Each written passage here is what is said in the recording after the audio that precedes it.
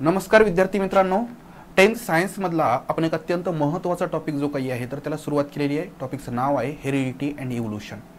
याच्या पहिल्या लेक्चरमध्ये आपण ट्रान्सक्रिप्शन काय असतं, ट्रान्सलेशन आणि ट्रान्सलोकेशन या बेसिक कन्सेप्ट अगदी व्यवस्थित पद्धतीने शिकलेले आहेत. त्यासोबतच त्या ठिकाणी वेगवेगळे सायंटिस्ट जे काही आहेत तर त्यांनी महत्त्वपूर्ण असे शोध लावलेले आहेत, विशेषतः जेनेटिक्स फील्डमध्ये तर त्यांच्याबद्दल देखील पाहिलेलं आहे. अगदी त्या ठिकाणी ग्रेगर मेंडल असो, एव्हरी, मॅककार्टी, मॅक्लिओइड किंवा भारतीय शास्त्रज्ञ हरगोविंद खुराना यांच्या कामाबद्दल देखील आपण त्या ठिकाणी माहिती घेतलेली आहे. आज आपल्याला चॅप्टरच्या दुसऱ्या टप्प्यामध्ये त्या ठिकाणी प्रवेश करायचा आहे आणि या पार्टमध्ये आपल्याला पाहायचं आहे इव्होल्यूशन.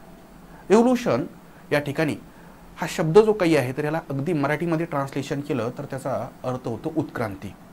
इव्होल्यूशन आणि रेव्होल्यूशन हे दोन वर्ड्स जे काही आहेत तर हे फार महत्त्वाचे आहेत. बघा, अगदी थोडक्यामध्ये या दोन वर्ड्समधला जो काही डिफरन्स आहे तो सांगतो, जेणेकरून या ठिकाणी हा कन्सेप्ट अगदी बेसिकपासून तुम्हाला समजून घेण्यासाठी मदत होईल. इव्होल्यूशन म्हणजे उत्क्रांती. इव्होल्यूशन म्हणजे काय बरं? उत्क्रांती. आणि रेव्होल्यूशन म्हणजे क्रांती. रेव्होल्यूशन म्हणजे काय बरं? क्रांती. काय फरक आहे बरं? दोन्हीमध्येही क्रांती आहे, पण ह्याच्या आधी हे ऊ जे काही लागलेलं आहे तर याचा अर्थ होतो त्या ठिकाणी इव्होल्यूशनमध्ये जे चेंजेस होतात ना, दोन्हीमध्ये चेंजेस होतात, पण त्या चेंजेसचा रेट मात्र त्या ठिकाणी वेगवेगळा असतो. इव्होल्यूशनमध्ये जे काही चेंजेस होतात ते फार स्लो होतात. किती स्लो होतात तर अगदी बायोलॉजीच्या लँग्वेजमध्ये जर पाहायला गेलं तर इव्होल्यूशन होण्यासाठी, नवीन स्पीसीज बनण्यासाठी हजारो लाखो वर्ष लागू शकतात. रिव्होल्यूशन मात्र त्या ठिकाणी ड्रास्टिक रॅपिड चेंज असतो. रिव्होल्यूशनमध्ये जो काही चेंज असतो तर तो कसा असतो बरं? रॅपिड असतो, अगदी इन्स्टंट असतो. ठीक आहे, म्हणूनच आपण फ्रेंच रिव्होल्यूशन किंवा रशियन रिव्होल्यूशन या पद्धतीचे शब्द वापरत असतो. म्हणजे कोणातरी मोठा उठाव होणं आणि तिथला राजाचं जे काही राज्य आहे तर ते उलथवून जाणं, त्याला म्हटलं जातं रिव्होल्यूशन. बायोलॉजीच्या लँग्वेजमध्ये जर बोलायला गेलं तर आपल्याला शक्यतो इव्होल्यूशन पाहायला भेटतं. रिव्होल्यूशन जर बोलायचं झालं तर जे काही म्युटेशन नावाचा प्रकार आपण काल पाहिला ना, अगदी एकाच जनरेशनमध्ये ड्रास्टिक असा जेनेटिक चेंज घडणं, त्याला आपण रिव्होल्यूशन म्हणू शकतो, अगदी बोलायचं झालं तर. ओके, तर आज आपल्याला या पार्टमध्ये मेनली आपला फोकस असणार आहे इव्होल्यूशन या भागावर. आता इथं एकंदर हे इव्होल्यूशन कशा पद्धतीनं होत असतं हे पाहण्याच्या पूर्वी आपल्याला अर्थची थोडीशी हिस्ट्री पाहावी लागेल. का बरं? कारण आज आपण प्रेझेंट कंडिशनमध्ये अर्थवर बायोडायव्हर्सिटी प्रचंड प्रमाणामध्ये पाहतो. अगदी ॲनिमल्सच्या लाखो स्पीसीज आहेत, प्लॅन्ट्सच्या लाखो स्पीसीज आहेत. सध्या आपण पूर्ण लिव्हिंग ऑर्गॅनिझमला 5 किंगडममध्ये त्या ठिकाणी डिवाइड केलेलं आहे. मोनेरा, प्रोटिस्टा, फंगाय, ॲनिमल आणि प्लांट. या प्रत्येकाच्या खूप साऱ्या स्पीसीज आपल्याला पाहायला भेटतात. पण मित्रांनो, या स्पीसीज लाखो करोडो वर्षापूर्वी एवढ्याच होत्या का किंवा अशाच होत्या का? तर याचं उत्तर नाही असं आहे. का बरं? त्याचं कारण साधं सोपं आहे मित्रांनो. आपण ज्या अर्थवर राहतो या अर्थचा देखील एकेकाळी जन्म झालेला आहे. कधी झाला बरं जन्म? आपली अर्थ तयार झाली साधारणतः 450 कोटी वर्षापूर्वी. आपल्या अर्थचं वय किती आहे रे? 450 CR इयर्स. ठीक आहे, 450 कोटी वर्ष. सुरुवातीला अर्थ आज जशी थंड आहे, अर्थचा क्रस्ट, तर तसा बिलकुल नव्हता. अर्थवर त्यावेळेस ॲटमॉस्फिअर हा प्रकार नव्हता. जे काही गॅसेस होते तर ते अत्यंत आजच्या दृष्टीने जर पाहिलं तर हार्मफुल गॅसेस होते. त्यावेळेस अर्थचं जे काही त्या ठिकाणी ॲटमॉस्फिअर होतं हे मेनली रेड्युसिंग टाईपचं ॲटमॉस्फिअर होतं, ज्यामध्ये कार्बन डायऑक्साईड होता, मिथेन आणि इतर बरेचसे त्या ठिकाणी हार्मफुल असे गॅसेस होते. आता अशा कंडिशनमध्ये कोणतं लिव्हिंग ऑर्गॅनिझम सर्वाईव्ह होणं शक्य आहे का? नाही. मग सुरुवातीला काय झालं तर सुरुवातीला अगदी त्या ठिकाणी साध्या अशा अमायनो ॲसिड, प्रोटीन्स यांचं फॉर्मेशन झालं. त्याच्यापासून प्रोटोप्लाझम तयार झालं. त्याच्यापासून अगदी साधी अशी सेल तयार झाली. सेल साधी म्हणजे कोणती? तर प्रोकॅरियोटिक प्रकारची सेल. प्रोकॅरियोटिक सेलपासून युकॅरियोटिक सेल बनली. या युकॅरियोटिक सेल म्हणजेच युनिसेल्युलर ऑर्गॅनिझम. या युनिसेल्युलर ऑर्गॅनिझमचं कन्व्हर्जन हळूहळू मल्टीसेल्युलरमध्ये झालं. आणि मल्टीसेल्युलर ऑर्गॅनिझम जसे बनायला लागले तसं तसं त्यांच्यामध्ये डायव्हर्सिफिकेशन व्हायला लागलं. कॉम्प्लेक्सिटी वाढली. त्यांची ॲनाटॉमी जी आहे, फिजिओलॉजी जी काही आहे तर ती कॉम्प्लेक्स व्हायला लागली. आणि आज आपण या कंडिशनला पाहतो. अर्थवर आपल्याला युनिसेल्युलर ऑर्गॅनिझमही पाहायला भेटतात आणि लाखोंच्या संख्येमध्ये मल्टीसेल्युलर ऑर्गॅनिझम देखील पाहायला भेटतात. म्हणजे एकंदर अर्थचा हा जो काही इतिहास आहे हा एक इंटरेस्टिंग असा इतिहास आहे आणि तोच आपल्याला या टॉपिकमध्ये शिकायचा आहे इव्होल्यूशनच्या माध्यमातून. विशेषतः आपला जो अप्रोच आहे तर तो बायोलॉजिकल अप्रोच आहे. म्हणजे आपल्याला अर्थवर कशा पद्धतीनं रिव्हर तयार झाल्या किंवा अर्थवर कशा पद्धतीनं रॉक्स तयार झाले हे पाहायचं नाहीये. आपल्याला अर्थवर लिव्हिंग ऑर्गॅनिझम कसे इव्हॉल्व्ह झाले हे पाहायचंय आणि त्यासाठीच इथून आपल्याला सुरुवात करावी लागेल.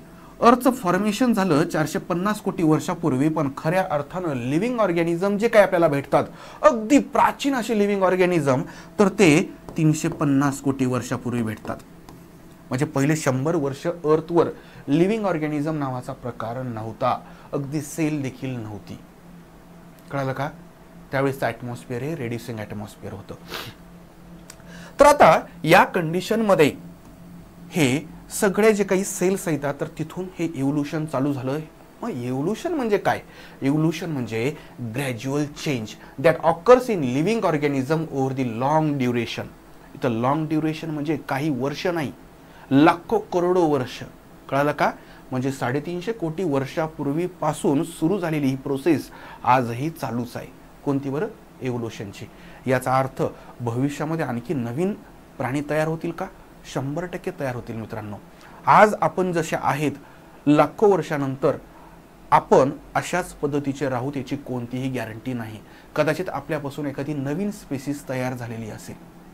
हे होत राहतं आणि ऑलरेडी असणाऱ्या बऱ्याचशा स्पीसीज ज्या नष्ट देखील होतात, जसं की डायनासोर. म्हणजे तुमच्या सगळ्यांना डायनासोर माहिती आहे म्हणून एक्झाम्पल देतोय. म्हणजे एकंदर इथं या अर्थवर कायमस्वरूपी असं काहीही नाहीये. इवन अर्थ देखील एक दिवस कधीतरी त्या ठिकाणी नष्ट होणार आहे.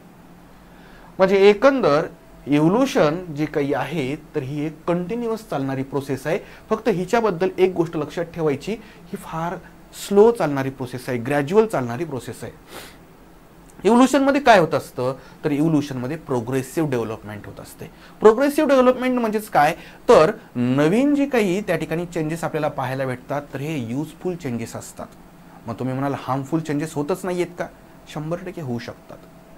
पण ज्या ऑर्गॅनिझम मध्ये हार्मफुल चेंजेस झालेले येतं तर ते ऑर्गॅनिझम भविष्यामध्ये सर्वाइव्ह करत नाहीत. म्हणजे निसर्ग देखील कुणाला त्या ठिकाणी निवडतो जो बेस्ट आहे, जो त्या ठिकाणी जगण्यासाठी फिट आहे, तर त्यालाच त्या ठिकाणी नेचर सर्वाइव्ह करतो, निवडतो. हे आपल्याला पाहायचंय थेअरी ऑफ नॅचरल सिलेक्शन मध्ये. कुणी सांगितली? डार्विननं. म्हणजे एकंदर इव्होल्यूशन म्हणजे प्रोग्रेसिव्ह डेव्हलपमेंट. कशाची बरं? Plant animal from the ancestors having different structural and functional organization. म्हणजे एकंदर आधीचे जे काही आपले पूर्वज आहेत, अँसेस्टर्स आहेत, तर त्यांच्यामध्ये ग्रॅज्युअल चेंजेस होतात आणि त्यापैकी जे पॉझिटिव्ह किंवा युजफुल चेंजेस आहेत तर ते आपल्याला नेक्स्ट जनरेशनमध्ये आलेले पाहायला भेटतात. आणि हळूहळू हे चेंजेस जे आहेत तर ते ॲक्युमुलेट होतात आणि काही हजार वर्षानंतर, लाख वर्षानंतर एखादी नवीन स्पीसीज त्या ठिकाणी इव्हॉल्व्ह होते. आपल्याला पाहायचं ह्युमन इव्होल्यूशन याच टॉपिकमध्ये आपल्याला शेवटचा पार्ट आपल्याला त्या ठिकाणी शिकायचं आहे. मित्रांनो, याच्यानंतर आपल्याला थेअरी ऑफ इव्होल्यूशन बद्दल पाहायचंय. थेअरी ऑफ इव्होल्यूशन जर पाहायला गेलं तर ह्याच्यामध्ये मी तुम्हाला सांगितलं की ही जी सुरुवात झालेली आहे 350 कोटी वर्षापूर्वी, म्हणजे एकंदर 3.5 बिलियन इयर्स ॲगो. त्यावेळेस अर्थवर अगदी साधे साधे एलिमेंट होते. कुठे होते बरं? ओशनमध्ये. अगदी तुम्हाला जर बोलायचं झालं तर त्या ठिकाणी 4 billion years to 3 billion years या काळामध्ये अर्थवर ओशन देखील नव्हता. 3 बिलियन इयर्स ॲगो त्या ठिकाणी ओशन आला आणि ओशनमध्ये खऱ्या अर्थानं आता नवीन लिव्हिंग ऑर्गॅनिझम, नवीन सेल्स जे आहेत तर त्या फॉर्म होणं चालू झालेलं आहे. पण त्या सेल्स तयार होण्याच्या आधी तिथं फक्त आणि फक्त साधे साधे एलिमेंट होते. एलिमेंट कोणते होते? Carbon, hydrogen, oxygen, sulphur, nitrogen हे एलिमेंट होते. आज आपण पाहतो आपल्या बॉडीमध्ये देखील काय आहे रे? एलिमेंटच आहे. तुम्ही म्हणाल कसं काय? बघा तुम्ही, आपल्या बॉडीमध्ये ग्लुकोज असतं. ग्लुकोज कशापासून बनलेलं असतं? कार्बन, हायड्रोजन, ऑक्सिजन पासून. आपल्या बॉडीमध्ये त्या ठिकाणी डीएनए असतो. डीएनए मध्ये काय असतं? Carbon, hydrogen, oxygen, sulphur, nitrogen, phosphorus. बरोबर आहे. म्हणजे एकंदर आपण जरी म्हणत असू की आपली बॉडी सेल पासून बनलेली आहे, पण सेल कशापासून बनलेले येतात? सेल या एलिमेंट्स पासून बनलेले येतात. लक्षात आलं का? मग हे एलिमेंट जे काही येतं तर हळूहळू त्यांच्यापासून त्या ठिकाणी काही कंपाऊंड बनणं चालू झालं. लाईक कार्बन आणि ऑक्सिजन पासून CO2 तयार झाला, कार्बन आणि हायड्रोजन पासून CH4 तयार झाला. बरोबर आहे. म्हणजे हे काय तयार झाले बरं? हळूहळू कंपाऊंड्स बनणं चालू झालं. कंपाऊंड्स हे दोन प्रकारचे असतात, ऑर्गॅनिक कंपाऊंड आणि इनऑर्गॅनिक कंपाऊंड. आपल्या दृष्टीनं स्पेशली हे ऑर्गॅनिक कंपाऊंड जे काही आहेत तर हे तुलनेनं महत्त्वाचे. हे सुरुवातीचे कंपाऊंड देखील अगदी साधे साधे होते, पण ह्या कंपाऊंड पासून हळूहळू त्या ठिकाणी अमायनो ॲसिड वगैरे तयार होणं चालू झालं. काय बरं? Amino acid. आणि तुम्हाला माहिती आहे अमायनो ॲसिड, फॅटी ॲसिड हे जे काही आहेत तर ह्यांची जेव्हा लिंक तयार होते तर तेव्हा या अमायनो ॲसिड पासून प्रोटीन बनतात. अशाच काही सिंपल कंपाऊंड्स पासून न्यूक्लिक ॲसिड बनणं देखील चालू झालं. न्यूक्लिक ॲसिड म्हणजे DNA, RNA वगैरे. म्हणजे बघा, एलिमेंट, कंपाऊंड आणि कंपाऊंड पासून लिव्हिंग ऑर्गॅनिझमसाठी अत्यंत महत्त्वाचे असे घटक बनणं चालू झालेलं आहे. आता हे सगळे बनल्यानंतर एक सेल बनण्यासाठी कोणतीही अडचण निश्चितच राहिलेली नाहीये. कारण सेलमध्ये असतं तरी काय रे? न्यूक्लिक ॲसिड म्हणजे DNA, RNA तर असतोच, त्यासोबत प्रोटीन असतात आणि इतरही त्या ठिकाणी ग्लुकोज वगैरे जे काही येतं तर अशा पद्धतीचे कंपाऊंड्स बनलेले येतं. आणि साहजिकच त्याच्यापासून अगदी प्रिमिटिव्ह टाईपची सेल बनलेली आहे. ही सेल म्हणजे कोणती असणार आहे बरं? प्रोकॅरियोटिक सेल. प्रिमिटिव्ह सेल म्हणजे प्रोकॅरियोटिक सेल. आता ह्याच्यापेक्षा ॲडव्हान्स अशी सेल म्हणजे कोणती रे? युकॅरियोटिक सेल. ती देखील बनून गेली. ठीक आहे. म्हणजे एकंदर या प्रिमिटिव्ह सेलचं जे काही आहे तर त्याचंही मॉडिफिकेशन झालेलं आहे, नॅचरल सिलेक्शन. आणि अशा काही स्पेसिफिक सेल्स ज्या काही आहेत तर त्याच्यापासून अगदी सिंपल असे युनिसेल्युलर ऑर्गॅनिझम बनलेले येतं. काय बरं? युनिसेल्युलर ऑर्गॅनिझम, ज्याच्यामध्ये एकच सेल असते. या युनिसेल्युलर ऑर्गॅनिझम मध्ये मॉडिफिकेशन झाले, इव्होल्युशन होत गेलं आणि त्याच्यापासून त्या ठिकाणी मल्टीसेल्युलर ऑर्गॅनिझम तयार झाले, ज्यांचं त्या ठिकाणी जे काही स्ट्रक्चर होतं तर लार्ज होतं आणि कॉम्प्लेक्स होतं. आता हे मल्टीसेल्युलर ऑर्गॅनिझम जे आहेत तर त्याचंही पुन्हा मॉडिफिकेशन झालं आणि आणखी ॲडव्हान्स असे multicellular organism for example plant आणि ॲनिमल बनलेले येतं. बरोबर आहे. म्हणजे एकंदर युनिसेल्युलर, प्रोकॅरियोटिक युनिसेल्युलर, युकॅरियोटिक युनिसेल्युलर, मल्टीसेल्युलर मध्येही कॉम्प्लेक्स असे ऑर्गॅनिझम लाईक प्लांट्स आणि ॲनिमल्स हे या ठिकाणी बनलेले येतं. आता तुम्ही म्हणाल की सर हे सगळं सांगताय खरं, पण ह्याच्यासाठी काही पुरावा आहे का? एव्हिडन्सेस आहेत का की हे सगळ्या गोष्टी हवेतल्या येतात? मित्रांनो, सायन्स हा एक असा सब्जेक्ट आहे की ज्यामध्ये एव्हिडन्सेस शिवाय काहीही स्टेटमेंट दिल्या जात नाही. एव्हिडन्स जर नसेल तर सायन्स सरळ म्हणतं की अजून तरी आम्हाला याबद्दल माहिती नाहीये. ह्या सगळ्या गोष्टी एवढ्या त्या ठिकाणी कॉन्फिडन्सनं ज्या काही सांगितल्या जातात त्याच्या मागं जे काही कारणं येतं तर ते म्हणजे एव्हिडन्सेस मिळालेली आहेत आपल्याला. एव्हिडन्सेस लाईक मॉर्फॉलॉजिकल एव्हिडन्सेस आहेत, ॲनाटॉमिकल एव्हिडन्सेस आहेत, एम्ब्रियोलॉजिकल, पॅलिओन्टॉलॉजिकल असे खूप सारे एव्हिडन्सेस भेटलेले आहेत. आता ह्या प्रत्येक टाईपच्या एव्हिडन्सचं महत्त्व आणि ते कशा पद्धतीनं आपल्याला प्रूव्ह करायला मदत करतात की एव्होल्युशन झालेलं आहे हेच इथं आपल्याला पाहायचं आहे. तर हे एव्हिडन्सेस जे काही आहेत तर त्याच्यामध्ये आपल्याला मॉर्फॉलॉजिकल एव्हिडन्सेसबद्दल पाहायचं आहे. मॉर्फॉलॉजिकल एव्हिडन्सेस म्हणजे काय तर एक्सटर्नल अपीअरन्स. आता हे प्राणी जर पाहिले तर ह्याच्यामध्ये तुम्हाला त्या ठिकाणी कोल्हा, लांडगा, कुत्रा या टाईपचे हे प्राणी दिसत आहेत. या सगळ्या प्राण्यांमध्ये काही सिमिलॅरिटी दिसत आहेत का? निश्चितच दिसत आहेत. एकंदर त्यांचा फेसचा शेप जो आहे तर त्याच्यामध्ये सिमिलॅरिटी आहे. त्यांचा हेअर्स जे काही आहेत अंगावर ते त्याच्यामध्ये सिमिलॅरिटी आहे. त्यांचे इयर्स, त्यांचे आईज, त्यांचं माउथचं स्ट्रक्चर, इवन त्यांच्या टीथचं जो काही पॅटर्न आहे तर ह्या सगळ्यांमध्ये सिमिलॅरिटी आहे. याच्यावरून आपल्याला काय म्हणता येईल बरं? याच्यावरून आपल्याला म्हणता येईल की कुठंतरी या सगळ्यांचे जे ॲन्सेस्टर्स आहेत हे सारखेच आहेत. अगदी आपल्याबाबत बघूया.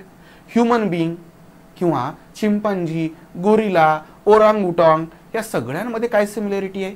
हे सगळेजण जे काही आहेत तर त्यांचा फेस कट जो आहे तर तो सारखा आहे. त्या ठिकाणी जे काही आईज आहेत तर ते समोरच्या बाजून आहेत. त्यासोबतच त्या ठिकाणी प्रॉपर असं फोरहेड आपल्याला पाहायला भेटतं.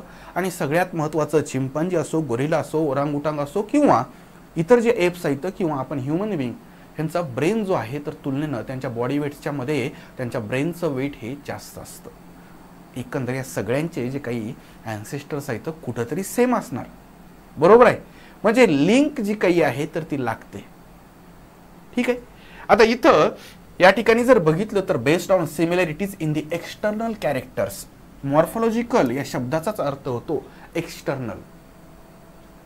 आता या ठिकाणी जर तुम्ही पाहिलं तर या सगळ्यांमध्ये सिमिलॅरिटी कुठं दिसते, माउथचं स्ट्रक्चर आहे, पोझिशन ऑफ आईज आहे, लीफ, त्या ठिकाणी प्लांट्सच्या बाबत जर बघितलं तर काही प्लांटचे लीफ जे आहेत तर ते सारखे दिसतात, लीफ व्हेनेशन, म्हणजे हे सगळे मॉर्फोलॉजिकल एव्हिडन्सेस आहेत.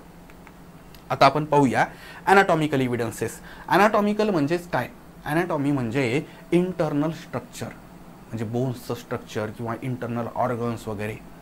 आता या ठिकाणी काही ऑर्गन्स दिलेले आहेत. हा पहिला ऑर्गन जो काही आहे ह्युमन बिंगचा हँड आहे. हा दुसरा ऑर्गन जो काही आहे it is four hand of किंवा फोर लिम्ब ऑफ कॅट, म्हणजे कॅटचा पुढचा पाय आहे. हा हॉर्सचा पुढचा पाय आहे. हा बॅट म्हणजे वटवाघुळाचे त्या ठिकाणी विंग्स आहेत आणि डॉल्फिनचे हे फ्लिपर्स आहेत.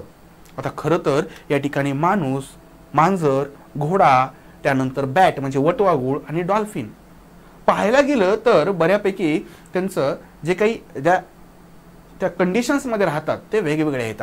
म्हणजे एकंदर हे सगळे जे काही आहेत जमिनीवर राहतात, हा हवेमध्ये उडू शकतो आणि हा पाण्यामध्ये पोहू शकतो. तरी देखील ह्यांच्या अॅनाटॉमीमध्ये, विशेषतः ह्यांच्या लिम्सच्या अॅनाटॉमीमध्ये तुम्हाला सिमिलॅरिटी दिसते.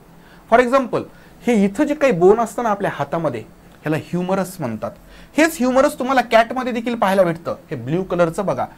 हॉर्समध्ये देखील त्याच्या पायामध्ये हे ह्युमरस नावाचं बोन पाहायला भेटतं. या बॅटच्या त्या पंखामध्ये देखील तुम्हाला ह्युमरस पाहायला भेटतं आणि डॉल्फिनच्या त्या फ्लिपरमध्ये देखील या ब्ल्यू कलरचं ह्युमरस पाहायला भेटतं. त्याच्यानंतर इथून इथपर्यंत दोन बोन असतात, एक म्हणजे रेडियस आणि दुसरा म्हणजे अल्ना. हे ह्युमन बिंगच्या बाबत त्याचं नाव आहे. याच टाईपचे दोन बोन तुम्हाला ह्युमरसच्या बाजूना दिसतात. हे जे काही ग्रीन कलरचं हे रेडियस आहे, त्याच्या बाजूचं हे अल्ना आहे. इथं देखील तुम्हाला रेडियस आणि अल्ना इथं देखील दिसेल, रेडियस अल्ना इथं देखील दिसेल, इथं देखील दिसेल.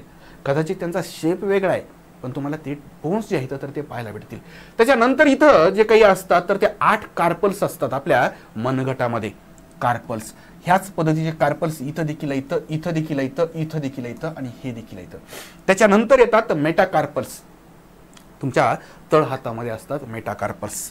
इथं तुम्हाला मेटाकार्पल्स दिसत आहेत बघा, इथं देखील दिसत आहेत, इथं देखील दिसत आहेत, इथं देखील दिसत आहेत, इथं देखील दिसत आहेत. आणि नंतर फॅलेंजेस म्हणजे आपले कांडे जे असतात बोटांमधले ते सगळीकडे दिसत आहेत. म्हणजे एकंदर हा एक पुरावाच आहे. कुठंतरी या सगळ्यांचे जे ॲन्सेस्टर्स आहेत तर ते एकच आहेत. नंतर त्यांच्यामध्ये मॉडिफिकेशन झाले, त्यामुळे डॉल्फिन पाण्यामध्ये पोहायला लागला, हा हवेमध्ये उडायला लागला आणि हे जमिनीवर धावायला लागले आणि माणूस जो आहे तर त्याच हाताचा उपयोग इतर कामांसाठी करायला लागला.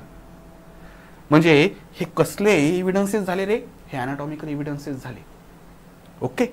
त्याच्यानंतर आपण इतर काही एव्हिडन्सेस पाहूया. त्याच्यामध्ये वेस्टिजियल ऑर्गन. वेस्टिजियल म्हणजेच काय तर असे ऑर्गन की ज्यांचा वापर होत नाही, पण ते ऑर्गन आहेत याचा अर्थ या ठिकाणी कधीतरी त्याचा वापर होत असावा. आता तुम्ही म्हणाले वेस्टिजियल ऑर्गन म्हणजे असे युजलेस ऑर्गन आपल्यामध्ये आहेत का? खूप सारे आहेत.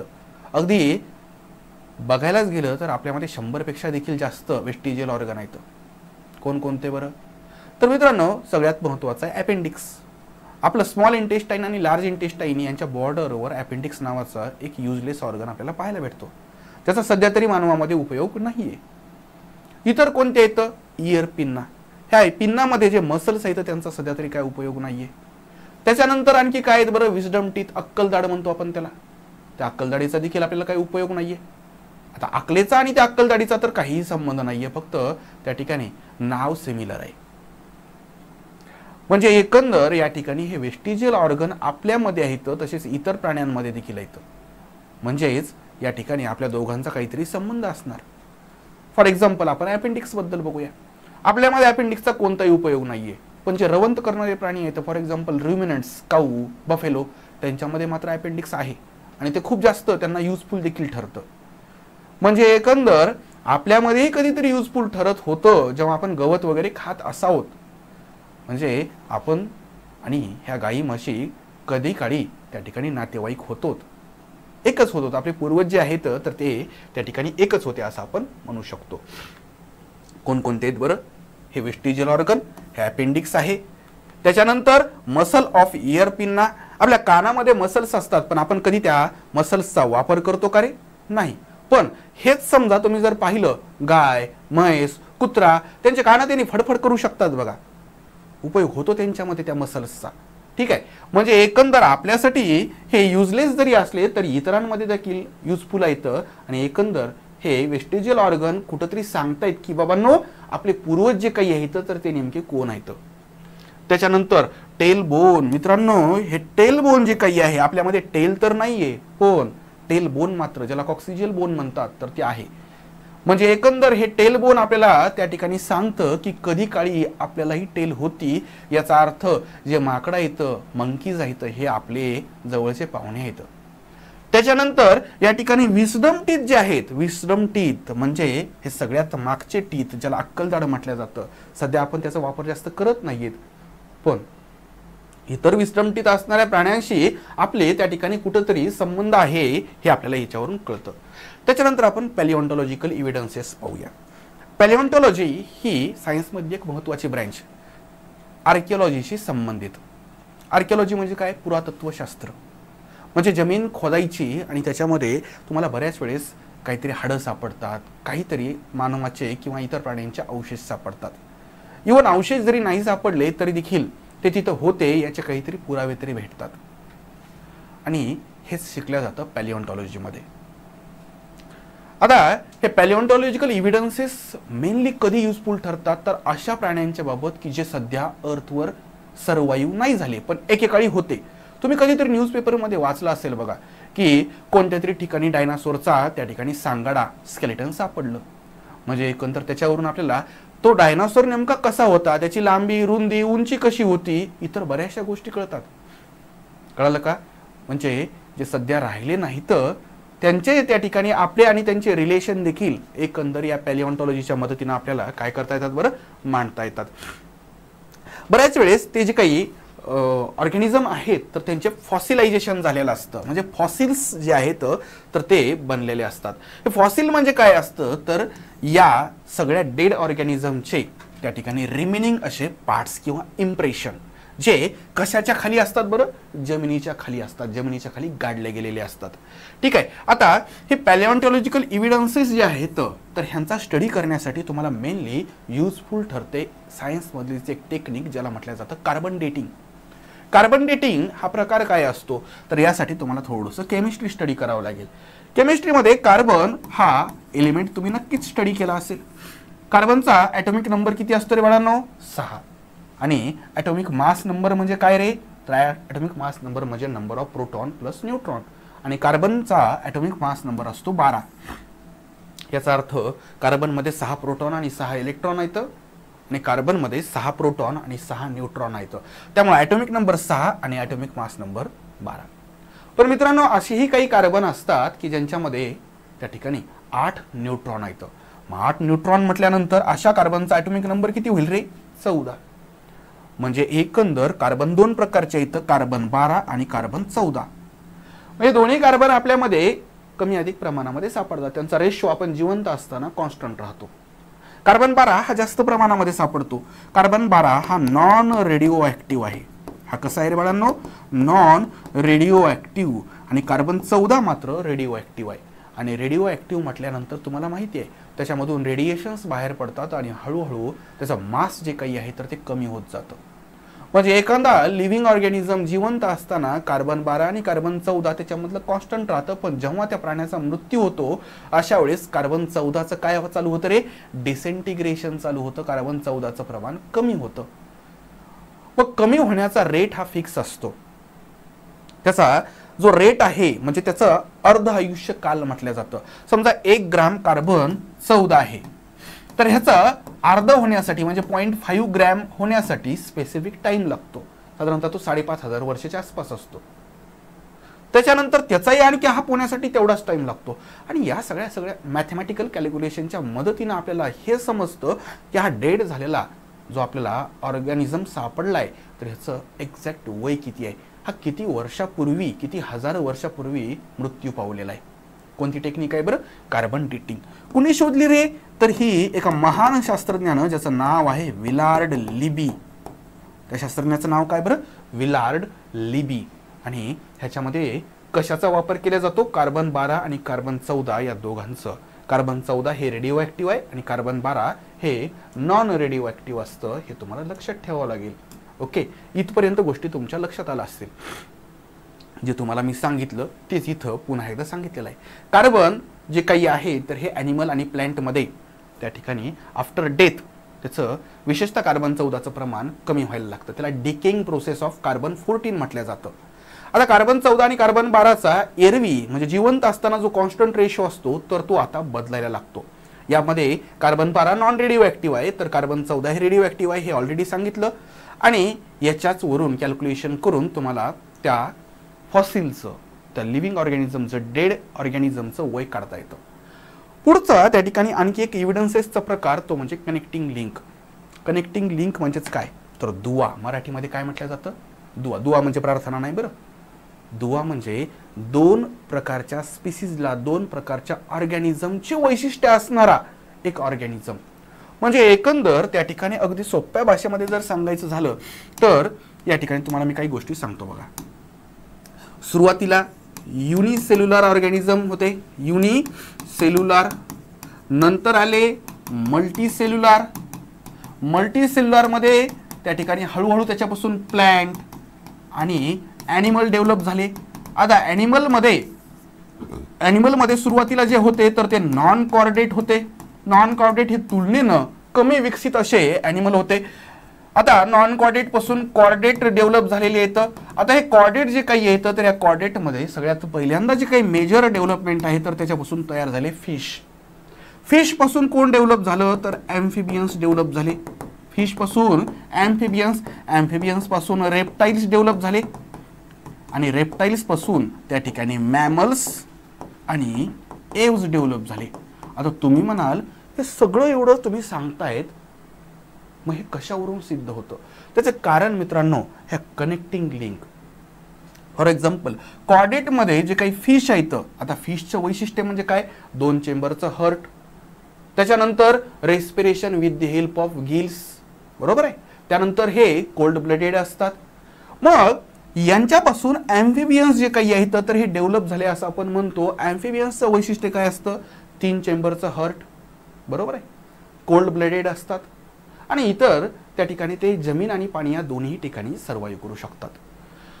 मग फिश पासून ॲम्फिबियन्स डेव्हलप झाले हे एवढं कन्फर्म सांगता येतं कारण आपल्याला अशाही काही स्पीसीज भेटलेले येतात की ज्या फिश सारखे गुणधर्म दाखवतात आणि त्यासोबतच ॲम्फिबियन्स प्रमाणे देखील त्यांच्यामध्ये काही कॅरेक्टर्स असतात. आपल्याला ॲम्फिबियन्स पासून रेप्टाइल्स डेव्हलप झाले हे कशामुळे सांगता येतं? कारण आपल्याला असेही काही ऑर्गॅनिझम स्पीसीज सापडल्यात, त्यांचे फॉसिल सापडलेत की ज्यांच्यामध्ये ॲम्फिबियन्स प्रमाणे काही कॅरेक्टर्स आहेत आणि रेप्टाइल प्रमाणे देखील काही कॅरेक्टर आहेत. असेही काही ऑर्गॅनिझम सापडलेत की ज्यांच्यामध्ये रेप्टाइल आणि मॅमल्स प्रमाणे कॅरेक्टर आहेत आणि यांनाच म्हटलं जातं कनेक्टिंग लिंक्स. कोण कोण आहेत? पॅरिपॅटस आहे, लंग फिश, ठीक आहे. त्यानंतर इतरही जे काही ऑर्गॅनिझम आहेत तर त्यांच्याबद्दल देखील आपल्याला इथं पाहायचं आहे. आणि तुम्हाला हेही विचारलं जाऊ शकतं की हा स्पेसिफिक ऑर्गॅनिझम कुणाकुणामधला कनेक्टिंग लिंक म्हणून ओळखला जातो. म्हणजे कनेक्टिंग लिंक म्हणजे काय तर काही प्लॅन्ट किंवा ॲनिमल जे की मॉर्फोलॉजिकल कॅरेक्टर शेअर करतात दोन्हीही, म्हणजे त्याच्या आधीच्याही ॲन्सेस्टर्स प्रमाणे आणि त्याच्या नेक्स्ट जनरेशन प्रमाणे देखील. एक्झाम्पल आहे हा पेरिपॅटस. हा जो ऑर्गॅनिझम आहे ना मित्रांनो तर हा कुणामध्ये त्या ठिकाणी कॅरेक्टर शेअर करतो? त्याच्यामध्ये काही कॅरेक्टर्स हा ॲनिलिडा प्रमाणे देखील असतात. ॲनिलिडा हे तुम्हाला माहिती असेल. ह्या ॲनिलिडामध्ये कोण येतं बरं तर आपला अर्थवर्म, गांडूळ जो असतो तर तो ॲनिलिडामध्ये येतो. आर्थ्रोपोडा जो की लार्जेस्ट फायलम आहे, हे दोघंही नॉन कॉर्डेट आहेत बरं. ॲनिमलमध्ये हे नॉन कॉर्डेट येतात ज्यांना नोटोकॉर्ड, व्हर्टिब्रल कॉलम हा प्रकार नसतो. आता ॲनिलिडा प्रमाणे ह्याच्यामध्ये काय आहे तर ॲनिलिडा प्रमाणे यांच्यामध्ये सेगमेंटेड बॉडी आहे. तुम्ही पाहू शकता ही बॉडी जी आहे तर ही सेगमेंटेड आहे. त्यासोबतच ह्यांच्यावर स्किनवर थिन असे क्युटिकल असतात आणि ह्यांच्या मुवमेंटसाठी पॅरापोडिया सारखे ऑर्गन्स असतात. हे तुम्ही पाहू शकता बघा. पॅरापोडिया हे खरं तर प्रॉपर लिम्स आहेत. मग आता ह्यांच्यामध्ये आर्थ्रोपोडा सारखे कोणते कॅरेक्टर्स आहेत तर ह्यांच्यामध्ये ट्रॅकियल रेस्पिरेशन होतं. रेस्पिरेशनसाठी ह्यांनी कोणती मेथड वापरतात बरं? ट्रॅकिया. आणि त्यासोबतच या ठिकाणी ह्यांच्यामध्ये ओपन ब्लड सर्क्युलेशन होतं जे की आर्थ्रोपोडाचं एक महत्त्वाचं वैशिष्ट्य आहे. म्हणजे एकंदर याच्यामध्ये ॲनिलिडाचेही कॅरेक्टर येतं आणि आर्थ्रोपोडाचे येतं. That's why peripatus is considered as the connecting link between annelida and arthropoda. तुम्हाला असंही विचारलं जाऊ शकतं का ह्याला कनेक्टिंग लिंक म्हणतात, अशा वेळेस तुम्हाला हे स्पेसिफिक कॅरेक्टर जे आहेत तर ते सांगणं अपेक्षित आहे. नेक्स्ट पाहूया आपण, हा जो आहे तर याला म्हटलं जातं डक बिल्ड प्लॅटिपस. हा जो आहे तर हा रेप्टाईल आणि मॅमल यांच्यामधली कनेक्टिंग लिंक आहे. आता रेप्टाईलचं वैशिष्ट्य काय असतं तर रेप्टाईल हे अंडी देतात. हा अंडी देतो का? यस, देतो. बरं, मॅमल सारखं काय वैशिष्ट्य आहे तर मॅमल जे आहेत तर ते नरिशमेंट जे आहे त्यांच्या ऑफस्प्रिंगला तर ते मॅमरी ग्लँड मधून देत असतात. बरोबर आहे, मिल्क प्रोव्हाइड करू शकतात. म्हणजे एकंदर हा अंडी देतो लाईक रेप्टाईल आणि हा बाळाला दूध पाजतो लाईक मॅमल. झाली कनेक्टिंग लिंक. ओके, म्हणजे एकंदर हा तुम्हाला सांगतोय की बाबांनो मॅमल कुणापासून डेव्हलप झालेत? रेप्टाईल पासून डेव्हलप झालेले. इथं हा अंडी देतो आणि ह्यांच्यामध्ये मॅमरी ग्लँड असतात, इवन ह्यांच्या बॉडीवर हेअर्स देखील असतात लाईक मॅमल. त्याच्यानंतर आपण पाहूया लंग फिश बद्दल. आता ह्याच्या नावामध्येच लंग फिश आहे, याचा अर्थ हा फिश आहे का? नाही. हा फिशचे काही कॅरेक्टर्स शेअर करतो, पण त्यासोबतच याच्यामध्ये इतर काही कॅरेक्टर्स आहेत. आता कोणते कॅरेक्टर आहेत पाहूया. हा जो काही आहे तर फिश म्हणजे पायसेस आणि ॲम्फिबियन या दोघांमध्ये कॅरेक्टर शेअर करतो. आणि याच्या माध्यमातून कळतं की ॲम्फिबियन जे आहेत तर ते कुणापासून डेव्हलप झालेत? पायसेस पासून. कशावरून कळतं तर रेस्पिरेशनवरून कळतं. ह्याच्यामध्ये फिन्स जे काही आहेत तर हे तुम्हाला पाहायला भेटतात. माशांमध्ये फिन्स असतात बघा, कल्ले. बरोबर आहे. आणि त्यासोबतच हा रेस्पिरेशन मात्र ॲम्फिबियन प्रमाणे with the help of lungs करतो. कशाच्या माध्यमातून रेस्पिरेशन करतो? लंग्स म्हणजेच फुफ्फुस असतात ह्याच्यामध्ये. म्हणजे एकंदर फिन्स आहेत पण गिल्स मात्र नाही आहेत. उलट त्याच्याऐवजी काय येतं? लंग्स आहेत. म्हणजे एकंदर ही कनेक्टिंग लिंक झाली. आता पुढचे जे काही एव्हिडन्सेस आहेत तर याला म्हटलं जातं एम्ब्रिओलॉजिकल एव्हिडन्सेस. एम्ब्रिओ हा प्रकार तुम्हाला माहिती आहे. आफ्टर फर्टिलायझेशन त्या ठिकाणी हळूहळू त्या झायगोटचं कन्व्हर्जन एम्ब्रिओमध्ये व्हायला लागतं. आणि अगदी सुरुवातीच्या काळामध्ये हे जर एम्ब्रिओ तुम्ही पाहिले, हे बघा हा एम्ब्रिओ, हा अर्ली स्टेज मधला, हे सगळे सारखेच वाटायला येतं, अगदी एकमेकांचे भाऊ भाऊ असल्यासारखं वाटतं. पण मित्रांनो, हे सुरुवातीला जे भाऊ वाटायला येतं तर ते शेवटी मात्र फार वेगवेगळ्या अशा ॲनिमलमध्ये कन्वर्ट होतात. शेवटी हा जो एम्ब्रिओ तुम्हाला दिसतोय तर तो फिश होतोय, हा ॲम्फिबियन आहे, हा रेप्टाईल आहे, हा बर्ड म्हणून कन्वर्ट होतो आणि हा मॅमल म्हणून म्हणजेच ह्युमन बिंग म्हणून कन्वर्ट होतो. म्हणजे विचार करा, हे सगळेजण अर्ली एम्ब्रियोनिक स्टेजमध्ये एवढे सिमिलर आहेत, याचा अर्थ कुठं ना कुठं या सगळ्यांचे अँसेस्टर्स जे आहेत तर ते सेम होते असं आपण म्हणू शकतो. आणि यालाच एम्ब्रिओलॉजिकल एव्हिडन्सेस म्हटलं जातं. ठीक आहे. Embryological evidences are based on the similarities in the embryonic developmental stage. आता हे सगळं आपण पाहिलं.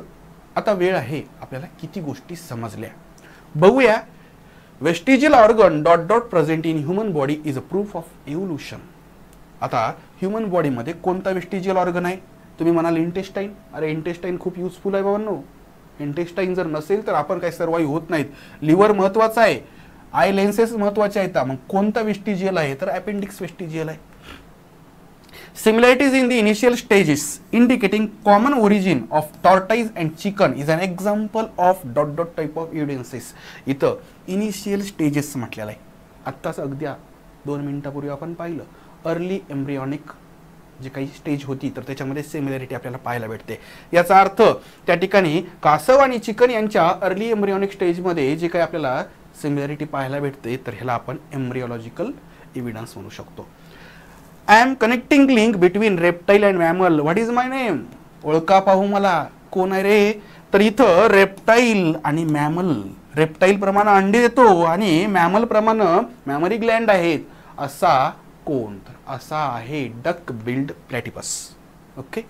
त्याच्यानंतर याच भागावर आपण जो काही पार्ट पाहिला तर या चॅप्टर मधला त्याच्यावर बोर्डाला देखील प्रश्न आलेले आहेत. For example dot dot is a connecting link between annelida and arthropoda. Annelida आणि आर्थ्रोपोडा, ॲनिलिडा प्रमाणे ह्याच्यामध्ये पॅरापोडिया असतात, क्युटिकल असतं, थिन क्युटिकल असतं. आणि आर्थ्रोपोडा प्रमाणे त्या ठिकाणी ह्यांच्यामध्ये ओपन ब्लड सर्क्युलेशन असतं, ट्रॅकियल रेस्पिरेशन असतं. असा कोण? तर असा पेरिपॅटस. त्याच्यानंतर explain with suitable example importance of anatomical evidences in evolution. काय बरं महत्व काय आहे त्याचं ॲनाटॉमिकल एव्हिडन्सेस? ॲनाटॉमिकल एव्हिडन्सेस आपण 4 लिम्स पाहिलेले आहेत बघा, कशा पद्धतीनं त्यांचे इंटरनल जे काही ऑर्गन्स आहेत, बोन्स आहेत, तर त्यांचं स्ट्रक्चर सेम आहे. For example hand of human, foreleg of ox, flipper of whale, त्यानंतर पॅडॅझियम ऑफ बॅट, त्याच्यानंतर फ्लिपर्स ऑफ डॉल्फिन. तर हे सगळे जे काही आहेत तर हे अॅनाटॉमिकल एव्हिडन्सेस आपल्याला सांगता येतील. Explain how human vestigial organ is functional in another animal. For example muscles of year pinna. इतर काही ॲनिमल आहेत की जे त्या ठिकाणी ह्या इयर पिन्नाचा वापर करतात. अपेंडिक्स आपल्यामध्ये युजलेस आहे पण रुमिनंट्समध्ये मात्र युजफुल आहे. ओके. त्याच्यानंतर विजडम टीथ जी काही आहे तर ती तुम्हाला इथं डायग्राम जी आहे तर ही पाहायला भेटते. मित्रांनो, एकंदर हा जो काही भाग आहे तर हा इथं थांबूया आपण. हे सेशन इथं थांबूया. नेक्स्ट सेशनमध्ये आपल्याला त्या ठिकाणी जे इव्होल्यूशन झालेलं आहे तर त्याच्याबद्दलच्या प्रॉपर थिअरीज पाहायच्यात. त्याच्यामध्ये सगळ्यात महत्त्वाची जी काही थिअरी आहे तर ती डार्विनची थिअरी आहे. या डार्विनच्या थिअरीला थोडंसं अपोज करणारी जी थिअरी आहे तर ती लॅमार्कची थिअरी आहे, ज्याला लॅमार्किझम म्हटलं जातं. तर त्याबद्दल देखील आपल्याला पाहायचं आहे. आणि अगदी चॅप्टरच्या शेवटी आपल्याला पाहायचं आहे ह्युमन इव्होल्यूशन कशा पद्धतीनं त्या ठिकाणी लेमूर लाईक ऑर्गॅनिझमपासून, लेमूर लाईक ॲनिमलपासून त्या ठिकाणी मंकी बनले, मंकीपासून एप्स डेव्हलप झाले आणि एप्सपासून आज आपण पाहतोय होमोसेपियन, ज्याला वाईज मॅन म्हणतो, तर हा डेव्हलप झाला. सगळं टप्प्याटप्प्यानं पाहूया. आशा करतो की तुम्हाला या सगळ्या गोष्टी अगदी व्यवस्थित पद्धतीनं समजलेल्या आहेत. तर भेटूया नेक्स्ट सेशनमध्ये. तोपर्यंत खूप खूप धन्यवाद.